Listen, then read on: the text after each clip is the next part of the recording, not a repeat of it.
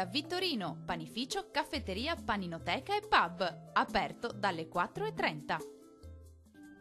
Anticiclone Caronte alla riscossa dopo la tregua più mite concessa nei giorni scorsi. Qualche addensamento solamente sulle Alpi, anche con isolati acquazzoni. Vediamo il dettaglio. Sul Veneto tanto sole e bel tempo, salvo un po' di nubi sparse sulle aree centrali. Diamo uno sguardo alle temperature. Le massime sono previste tra i 27 e i 34 gradi, valori minimi attesi tra i 16 e i 20 gradi circa. Andiamo ora a vedere che tempo farà sul Friuli Venezia Giulia. Anche qui avremo un bel tempo soleggiato e stabile ovunque, salvo poche nubi alte e innocue sulle aree centro-occidentali. Temperature massime previste tra i 29 e i 32 gradi, valori minimi attesi tra i 18 e i 19 gradi circa.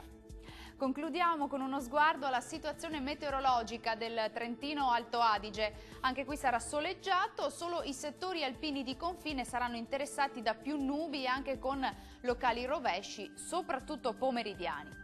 Temperature massime previste tra i 30 e i 33 gradi, valori minimi tra i 16 e i 17 gradi circa. Il mare sarà calmo sulle coste e quasi calmo al largo, i venti deboli e sudorientali. Dal meteo di Antenna 3 per ora è tutto, arrivederci al prossimo aggiornamento.